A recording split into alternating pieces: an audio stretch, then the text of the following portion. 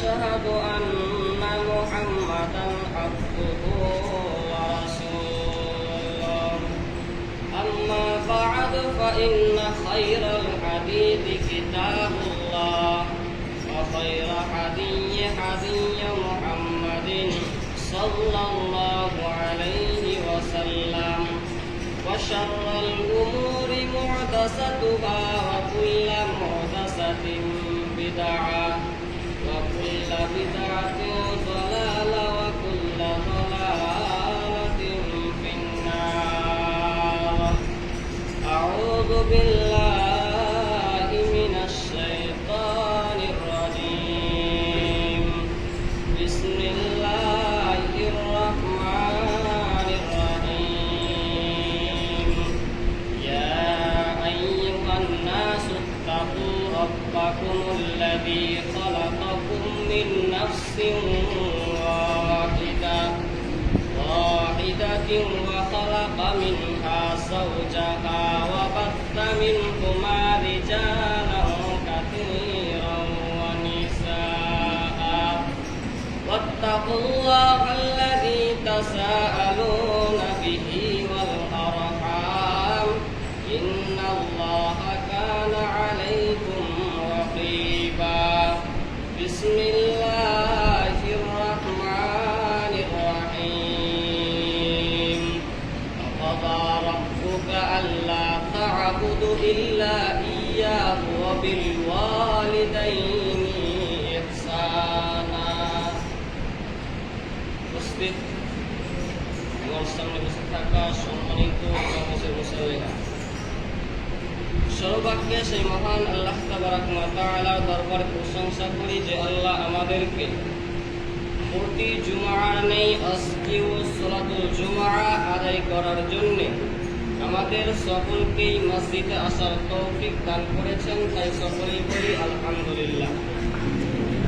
তারপরে ধর্মের গুরু, ধর্মের নেতা মা আমিনার লাল মুরুদুলাল হযরত আহমদ মুস্তাফা মুহাম্মদ মুস্তাফা সকলে বলি সাল্লাল্লাহু আলাইহি ওয়াসাল্লাম।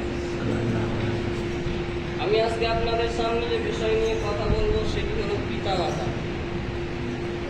আল্লাহ তাবারক ওয়া তাআলা কোরআনুল কারীমের মধ্যে বলেন, ওয়াকাল কাইফা তাকফুরুনা বিল্লাহি ওয়া কুনতুম আমওয়াতান ফাআহইয়াকুম সুম্মা ইউমীতুকুম সুম্মা ইউহয়ীকুম সুম্মা ইলাইহি তুরজাউন। আল্লাহ তাবারক ওয়া তাআলা বলেন, তোমরা জন্মের পূর্বে ছিলে মৃত্যু, আমি আল্লাহ তাবারক ওয়া তাআলা তোমাদের জিন্দা করেছি। এই জিন্দা থেকে আবার মৃত্যু কাটাবো, আবার ওই মৃত্যু থেকে আবার জিন্দা করব এবং তোমাদের সকলকেই আমার নিকটে ফিরে আসতেই হবে। আল্লাহ বলেন, আমি তোমাদেরকে কেমন করে বানালাম, কেমন করে সৃষ্টি করলাম, কেমন করে তৈরি করলাম, এবার কোরআন কারিমে আমরা জেনে নিব। আল্লাহ বলেন, বিসমিল্লাহির রাহমানির রাহিম। আতা আলাল ইনসানি হিনুম মিনাদ দাহরি লাম ইয়াকুন শাইয়্যাম মাযকুরা। আল্লাহ তাবারক ওয়া তাআলা বলেন, পৃথিবীর মানুষের জীবনে কি এমন এক সময় এসেছিল না যখন সে কোন বিষয়বস্তু হিসেবে পরিগত ছিল না, তার দুনিয়াতে নাম ছিল না, পরিচয় ছিল না, দুনিয়ার কেউ তাকে জানতো না, চিনত না। সে কোথা থেকে এলো তা কোরআন কারীম থেকে তা জেনে নেই। আল্লাহ বলেন, ফাইন্না খালাকনাকুম মিন তুরাবিন সুম্মা মিন নুতফাতিন সুম্মা মিন আলাকাতিন সুম্মা মিন মুদগা। আমি আল্লাহ রাব্বুল আলামিন তোমাদেরকে মাটির উপাদান দিয়ে তৈরি করেছি, সৃষ্টি করেছি পুরুষের স্টার এবং মহিলাদের অবান্তরী পৃথিবীর মায়ের গর্ভের ভিতরে। নাপাক পানির ফোঁটাকে রক্তে পরিণত করে দিলাম, আর এই জমাট রক্তকে গোশত বানালাম, কচি কচি হাড় দিয়ে একটি বড়ি, একটি স্ট্রাকচার তৈরি করলাম। তারপরে পাকাসাউনাল ইযামা লাহমা, তারপরে মায়ের গর্ভের ভিতরে এক কভার করা প্যাকেটের মধ্যে রেখে দিলাম, যেখানে কোনো রোগ জীবাণু পৌঁছার কোনো ক্ষমতা নেই। এমন একটা ইন্টেনসিভ ইউনিটের ভিতর রেখে দিলাম যেখানে কোনো রোগ জীবাণু পৌঁছাতে পারবে না। ওরে বান্দা, কেমন করে তুমি আল্লাহর সঙ্গে নাফরমানি করো? আল্লাহ বলেন, বান্দা, আমি যদি ইচ্ছে করতাম তাহলে তোমার মায়ের গর্ভের ভিতরে তোমাকে পঙ্গু করে দিতে পারতাম, বিবর্জন করে দিতে পারতাম, কিন্তু আমি আল্লাহ রাব্বুল আলামিন এরকম করি নাই। যখন তোমার ক্ষুধার উদ্বেগ হলো, যখন মায়ের পেটে তুমি ছিলে, যখন তোমার রূপ চলে এলো, যখন তোমার ক্ষুধার উদ্বেগ হলো, তুমি আর কোনো নেতা, ডাক্তার, চিকিৎসা বিজ্ঞানী মায়ের পেটের সন্তানের জন্য খাবার সরবরাহ করতে পারে না, খাবার জোগাড় করতে পারে না। আমি আল্লাহ রাব্বুল আলামিন মায়ের মাসিক অসুখকে বন্ধ করে দিয়ে তোমার নাভির সঙ্গে, তোমার মায়ের নাভির সঙ্গে তারের মতো সংযোগ করে দিয়েছি। ওই তারের মাধ্যমে তোমার মায়ের রক্ত দিয়ে তোমাকে আমি আল্লাহ রাব্বুল আলামিন ধীরে ধীরে বড় করেছে। রক্তটা মুখে লাগাইনি, কারণ নাপাক রক্ত যদি মুখে লাগে মুখটা নাপাক হয়ে যাবে। মুখটাকে পবিত্র রেখে দিলাম যাতে করে তুমি বান্দা দুনিয়ায় আসার পর এই পবিত্র মুখখানা দিয়ে আল্লাহ নামের জিকির আজকার করতে পারো। আল্লাহ তাবারাকা ওয়া তাআলা বলেন, খবরদার পিতামাতার সঙ্গে ধমকে কথা বলবে না, বলবে না, বলবে না। তার কারণ পিতামাতার মতো এই দুনিয়াতে আর কেউ হবে না, পিতামাতার মতো এই দুনিয়াতে আর কেউ হবে না। শোনেন, একটা গ্রামে একটা কুয়া ছিল, সেই কুয়ার ভিতরে সবাই জল তুলতো, পানি তুলতো। একদিন একটা মেয়ে সেই কুয়া থেকে জল তোলার জন্য বালতি ফেললো। হঠাৎ থেকে বালতি কেটে গেল। তখন ব্যাপার কি, জয়বার বালতি ফেলে বালতি কেটে যায়। তখন সেই মেয়ে গ্রামের মরলের কাছে গিয়ে বলছে, মরল, আমাদের গ্রামে যে কুয়ো রয়েছে, সেই কুয়ো থেকে জয়বার বালতি ফেলি, জয়বার বালতি কেটে যায়, ব্যাপার আছে। তখন সেই মরল বলছে, মেয়েদের কথা যাবো যত আবল তাবল, চলো আমি বালতি ফেলবো। এবার মরল দিয়ে বালতি ফেলে তাও বালতি কেটে যাচ্ছে। এবার তখন চিটিংবাজ কবিরাজের কাছে গিয়েছে। এবার তখন কবিরাজ বলছে, কবিরাজ, আমাদের গ্রামে একটা কুয়ো রয়েছে, সেই কুয়োতে জয়বার বালতি ফেলি, জয়বার বালতি কেটে যায়, কি হয়েছে?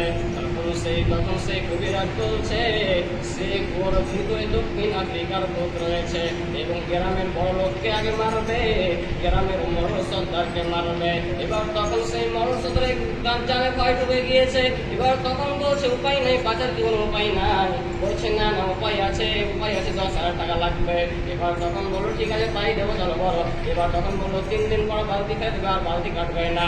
আবার 3 দিন পর বালতি ফেলে যে কাছে বালতি কেটে যাচ্ছে। এবার তখন মরল গোটা গ্রামের লোককে এলান করে দিল, কে এই কুয়োর ভিতরে নামবে, কে এই কুয়োর ভিতরে নামবে। একজন যুবক হাত তুলে বলল, আমি নামবো, তবে শর্ত আছে, দড়ি ধরবে কে? তখন মরল বলছে, গ্রামের সবাই দড়ি ধরবে, বলছে না, নামবো না। বলছে গ্রামের বড় লোক ধরবে, বলছে না, নামবো না। বলছে মরল, বলছে আমি দড়ি ধরবো, বলছে না, নামবো না। এবার তখন সেই ছেলেকে জিজ্ঞাসা করা হলো, তুমি বলো, কে দড়ি ধরলে তুমি নামবে, তুমি বলো। এবার তখন সেই ছেলে বলছে, আমার পিতা মাতা যদি এই দড়ি ধরে তাহলে নামবো, না হলে আমি এই কুয়োর ভিতরে নামবো না। তখন তার পিতা মাতার কাছে যাওয়া হলো। এবার তখন সেই পিতা মাতাকে বলছে, চাচা, আপনার ছেলে কুয়োর ভিতরে নামবে, গোটা গ্রামের মানুষকে বাঁচাবে, তবে শর্ত আছে, আপনাকে দড়ি ধরতে হবে। তখন সেই চাচা বলছে, আমার 80 বছর বয়স, আমার তো কোনো শক্তি নাই, দড়ি ধরবো কি করে? বলছে, শুধু ধরে থাকলেই হবে, টানতে হবে না। ঠিক আছে, চলো। এবার তখন তার পিতা মাতা সেই দড়ি ধরে আছে, ছেলে কুয়োর ভিতরে নেমেছে। এবার কুয়োর ভিতরে নেমে দেখছে, কুয়োর ভিতরে রয়েছে একটা বাদর। বাদরের তো বুদ্ধি নাই, হঠাৎ করে কুয়োর ভিতরে পড়ে গিয়েছে। লোকে যখন বালতি ফেলে, সে উপরে উঠার জন্য বালতির উপরে উঠে বসে এবং তার তো বুদ্ধি নাই, দড়ি কেটে দেয়। এরকম বারবার হয়। এরকম সেই ছেলেটা যখন বাদর দেখলো, সে মিথ্যা কথা বললো, দক্ষিণ আফ্রিকার ভূত। যখন আমি বলেছে দক্ষিণ আফ্রিকার ভূত, গ্রামের বড় লোক পালিয়ে গেল, গ্রামের মরল সর্দার পালিয়ে গেল, গ্রামের সবাই পালিয়ে গেল, কিন্তু পিতামাতা পালাতে পারল না। তার কারণ সেই কুয়োর ভিতরে রয়েছে তার ছেলে। এবার সেই তার মা পিতামাতা কষ্ট করে তাকে উঠালেন। এবার আবার মরল সর্দার এসে হাজির হলো। এবার তখন যুবককে বলছে, তোমাকে 5,000 টাকা ইনাম দেওয়া হবে। বলছে, না, আমার ইনামের দরকার নাই, এই জন্যই আমি বলেছিলাম যে আমার পিতামাতা যদি এই দড়ি ধরে তাহলে নামবো, না হলে আমি নামবো না। তার কারণ যখন আমি কুয়োর ভিতর থেকে বললাম দক্ষিণ আফ্রিকার ভোগ, তখন গ্রামের বড়লোক পালিয়ে গেল, গ্রামের মরল পালিয়ে গেল, গ্রামের সত্তর পালিয়ে গেল, গ্রামের সবাই পালিয়ে গেল, কিন্তু পিতামাতা পালাতে পারল না। পিতামাতা তার ছেলের জন্য, তার সন্তানের জন্য নিজের জীবনটাও দিয়ে দিতে পারে। পিতামাতার মতো আপনার কেউ হবে না। আপন বলে যারে ভাবি সে তো আপন না, আপন আমার মা জননী অন্য কেহ না। আপন বলে যারে ভাবি সে তো আপন না, আপন আমার মা জননী অন্য কেহ না। চোখ বুঝিয়া মরণ যেদিন হবে, একদিন দুই দিন পর সবাই ভুলিয়া যাবে। পাড়া পড়োশ আয়োজন মনে রাখবে না, সবাই ভুলিও আমার মায় ভুলে না, সবাই ভুলিও আমার মায় ভুলে না। ওদের পিতা মাতার মতো এই দুনিয়াতে আপনার কেউ হবে না। এবার আল্লাহ তাবারাক ওয়া তাআলা বলেন, সুম্মা নুখরিজুকুম তিফলা, যখন তুমি আস্তে করে দুনিয়াতে আমি বের করে নিয়ে আসলাম, যখন তুমি পৃথিবীতে আসলে, যখন তুমি দুনিয়াতে আসলে, তোমার মুখে কোন ভাষা নেই, কান্না ছাড়া তুমি কান্না করো, তোমার কান্নার আওয়াজ কেউ বুঝতে পারে না, তুমি কি বলছো তাও কেউ বুঝতে পারে না। কিন্তু আমি তোমার রব, আমি তোমার এমন স্রষ্টা, আমি এমন আল্লাহ, তোমার মায়ের বুকের ভেতরে এক দুর্গন্ধি মহাব্বত পয়দা করে দিলাম। যখন তুমি কান্না করো, যখন তুমি কান্না করো, যখন তোমার কান্নার আওয়াজ তোমার মায়ের কানে চলে যায়, যখন তোমার মায়ের কানে চলে, খাবারের ব্যবস্থা কেউ করেনি, আমি আল্লাহ রব্বুল আলামিন তোমার মায়ের 6 মাস পূর্বে তোমার মায়ের বুকের উপর, স্তনের উপর তোমার দুধ আমি আল্লাহ রব্বুল আলামিন রিজার্ভ করে রেখে দিয়েছি, যাতে করে তোমার কষ্ট না হয়। শুধু তাই নয়, এই দুধটাকে আমি সামান্য পাতলা করে দিয়েছি, আর দুধের মধ্যে সামান্য মিষ্টি মিশিয়ে দিয়েছি, যাতে করে যখন তুমি চুষা মারবে, যখন তুমি চুষা মারবে একসঙ্গে যেন অনেকগুলো দুধ না বেরিয়ে যায়, এই জন্য 32টা ছিদ্র দিয়ে দিয়েছে, যাতে করে যখন তুমি চুষা মারবে, যখন তুমি চুষা মারবে একসঙ্গে অনেকগুলো দুধ না বেরিয়ে আসে। আর দুধটাকে সামান্য পাতলা করে দিয়েছি, যাতে করে তোমার কচি কণ্ঠতে আটকে না যায়। আমি তোমার এমন স্রষ্টা, আমি তোমার রব, তোমার খাবারের ব্যবস্থা করে দিয়েছি। অতএব তোমরা পিতা মাতার সঙ্গে মনকে কথা বলবে না। আল্লাহ তাবারাক ওয়া তাআলা বলেন, ওয়া কাযা রাব্বুকা আল্লা তা'বুদু ইল্লা ইয়্যাহু ওয়া বিল ওয়ালিদাইনি ইহসানা। তোমরা আল্লাহর ইবাদত করবে, তারপরে পরে পিতামাতার সঙ্গে ইহসান করবে, খিদমত করবে। পিতামাতার সঙ্গে কেমন করে কথা বলবে তাও আল্লাহ শিখিয়ে দিয়েছেন। কুল্লাহুমা কাওলা কারীমা, পিতামাতার সঙ্গে রাগান্বিত হয়ে কথা বলবে না, পিতামাতার সঙ্গে মাথা ঝাঁকিয়ে দিয়ে কথা বলতে হবে। এবার শুনুন একটা হাদিস, আল্লাহর নবী বিশ্ব নবী জনাবে মুহাম্মদুর রাসূলুল্লাহ সাল্লাল্লাহু আলাইহি ওয়াসাল্লাম মসজিদে নববীতে বসে আছেন। এমন সময় একজন বৃদ্ধ মহিলা মসজিদে নববীতে প্রবেশ করলেন এবং সেই বৃদ্ধ মহিলাকে দেখে বিশ্বনবী দাঁড়িয়ে গেলেন। সাহাবীরা আশ্চর্য হয়ে দেখছে, কারণ একজন বুড়ি মহিলার জন্য, একজন বৃদ্ধ মহিলার জন্য বিশ্বনবী দাঁড়ানোর ব্যাপারে কে। এবং এমনকি যখন সেই বৃদ্ধ মহিলা মসজিদে নববীতে প্রবেশ করলেন, কাছে যখন এলেন, নিজের গায়ের চাদর সেই বুড়ির জন্য বিছিয়ে দিলেন। কথাবার্তা শেষ হয়ে গেল, যখন সেই বুড়ি চলে গেল, তখন সাহাবীরা জিজ্ঞাসা করছে, ইয়া রাসূলুল্লাহ, ইয়া হাবিবাল্লাহ, কিছুই বুঝলাম না, একটা বুড়ি মহিলার জন্য, একটা বৃদ্ধ মহিলার জন্য বিশ্বনবী দাঁড়ান, নিজের গায়ের চাদর বিছান ব্যাপারে কে। বিশ্বনবী বলছেন, আমার সাহাবীরা তোমরা জানো না, আমার মায়ের দুধ আমার তেমন কিসমতে হয়নি, যার কালে কি কোটে কাকা কোটে কোলে চড়ে বড় হয়েছে, যার দুধ পান করেছি, তিনি হলেন আমার দুধ মাহালি মাতুসাদিয়া। খবরদার পিতামাতার সঙ্গে ধনকে কথা বলবে না, পিতামাতার সঙ্গে দোয়া নেবেন, কারণ বিশ্বনবী বলছেন 3 জনের দোয়া আল্লাহর দরবারে কবুল হয়। 1 নম্বর মাজলুম, 1 নম্বর মাজলুম, 2 নম্বর মুসাফির, 2 নম্বর পিতামাতা। পিতামাতা যদি কোনো সন্তানের জন্য দোয়া করে, সেই দোয়া আল্লাহর দরবারে মঞ্জুর হয়ে যায়। শুধু দোয়া চাইলে হবে না, কেমন করে পিতামাতার খিদমত করতে হবে। এবার শোনেন একটা ঘটনা। বাইজিদ রহমাতুল্লাহ আলাইহি ছোট ছেলে রোস্তামি ছোট ছেলে গভীর রাতে মা পানির পিপাসায় জেগে উঠেছেন, পানির পিপাসায় মা জেগে উঠেছে। এবার বলছে বাইজিদ আমাকে এক গ্লাস পানি দাও, পিপাসা লেগেছে। এবার তখন বাইজিদ ঘরের ভিতর থেকে কোথাও পানি নেই, পানি কোথায় পাবে? বাইরে থেকে পানি আনতে গেল, বাইরে থেকে আসতে অনেক দেরি হয়ে গেল। এসে দেখে তার মা ঘুমিয়ে গেছে। এবার তখন বাইজিদ রহমাতুল্লাহ আলাইহি দাঁড়িয়ে রয়েছেন, শিওরে দাঁড়িয়ে রয়েছেন। ফজরের যখন আজান হয়েছে, তখন তার মা জেগে গিয়েছে। এবার তখন তার মা দেখছে বাইজিদ ঠান্ডাতে থরথর করে কাঁপছে। এবার বাইজিদকে বলছে, বাইজি তুমি কেন দাঁড়ানো? তখন বলছে, মা তুমি অনেক রাতে পানি চেয়েছিলে, বাড়িতে পানি ছিল না, বাইরে থেকে পানি আনতে হয়েছে, এসে দেখি তুমি ঘুমিয়ে গেছো। আমি ভাবলাম আবার যদি তোমাকে তেষ্টা পাই, আবার যদি জেগে ওঠো, আর যদি একটু তাকতে দেরি হয়ে যায়, তোমার যদি কষ্ট হয়, এই জন্য আমি বাইজিদ ফজর পর্যন্ত দাঁড়িয়ে রয়েছে। এবার তখন তার মা বাইজিদকে ঘুম পাড়িয়ে দিলেন, কম্বল দিয়ে ঘুম পাড়িয়ে দিলেন। এবার তখন উঁচু করে নামাজে দাঁড়িয়ে গেলেন, নামাজে সাজদায় চলে গেলেন। এবার কান্না করতে করতে বললেন, আল্লাহ বাইজিদ আমার জন্য আজকে যা করেছে আমার কলিজা ঠান্ডা হয়ে গেছে। আল্লাহ আমার ছেলেকে আপনি সুলতানুল আরিফিন বানিয়ে দাও, দোয়া কবুল হয়ে গেল। এরকম করে আমাদেরকে পিতামাতার কাছে দোয়া চাইতে হবে, পিতামাতার খিদমত করতে হবে।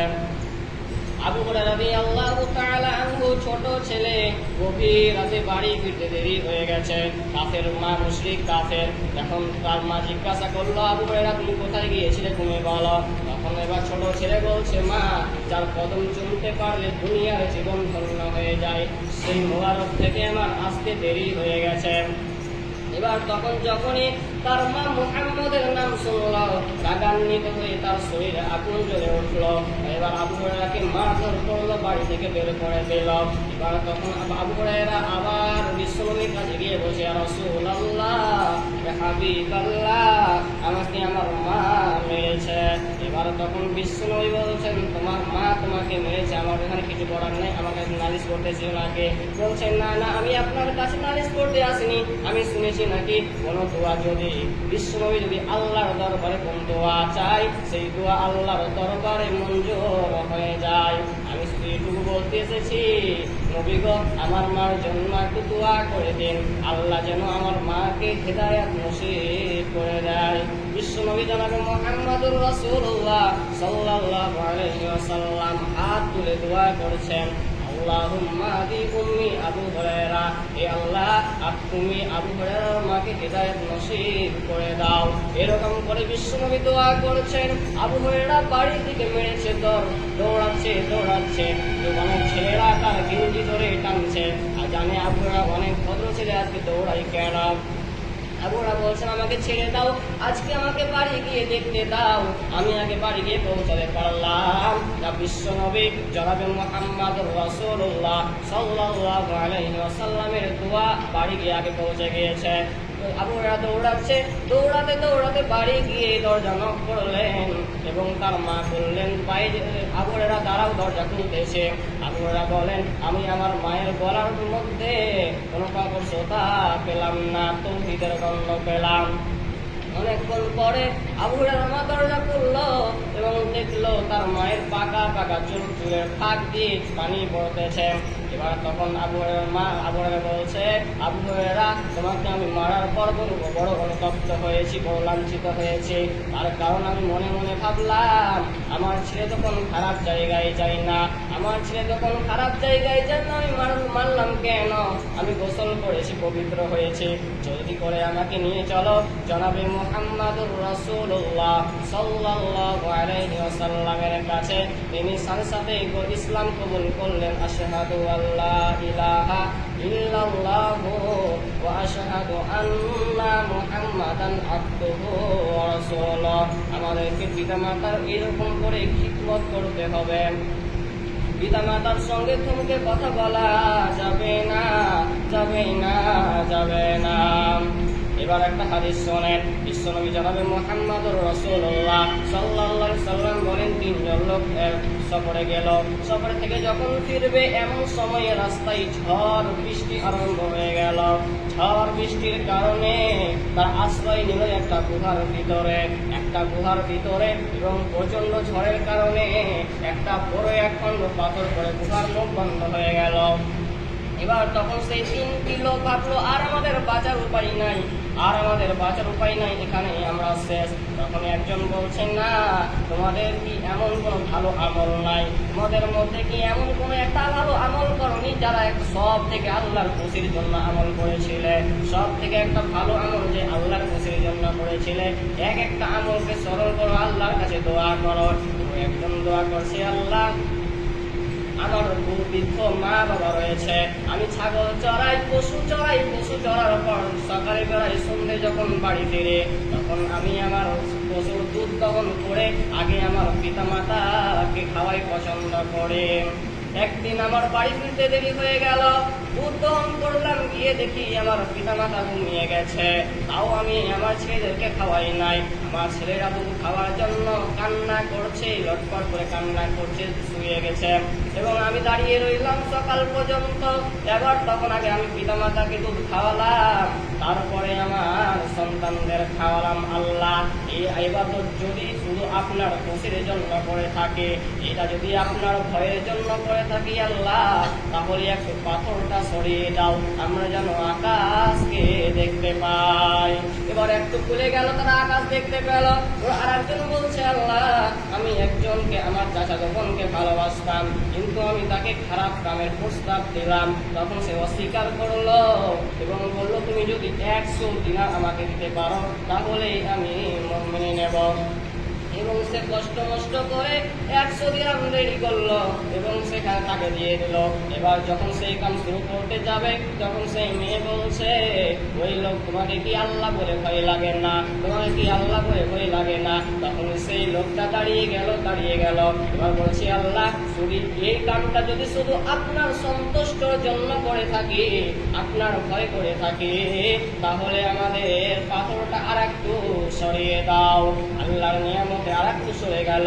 তোমার একজন বলছে, আল্লাহ, আমি এক কাটারি ফল এর বিনিময়ে মঞ্জুর করেছিলাম একটা চাকর, এবং তাকে খাটার পর তাকে যখন দিলাম সে বললো, তুমি আমার সঙ্গে বেঈমানি করিও না, আমাকে আমার মজুরি দিয়ে দাও। তখন আমি অস্বীকার করলাম, তাকে আমি মজুরি দিলাম না।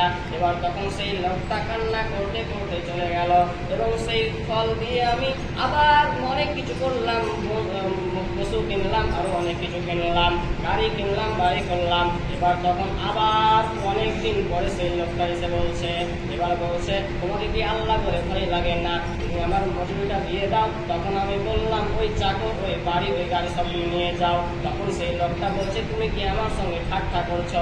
বলছে, না, আমি আর তোমার সঙ্গে ঠাট্টা করছি না, কারণ তোমার মজুরির পয়সা দিয়ে আমি এগুলো সব করেছি, যাও তুমি, না, তোমার সবই তুমি নিয়ে যাও। এই কামটা যদি আমি শুধু তোমার সন্তুষ্টির জন্য করে থাকি আল্লাহ, তাহলে এই পাথরটা হটিয়ে দাও। এবং সবটি পাথর হতে গেল। এই জন্য আমরা পিতা মাতার সঙ্গে ইহসান করতে হবে। পিতা মাতার সঙ্গে যদি আমরা পিতা মাতার খিদমত করে, ইহসান করে পিতা মাতার সঙ্গে ভালো ব্যবহার করি, তাহলে এই দুয়ার ওসিলাই আমাদের বিপদ মুক্তি হয়ে যাবে।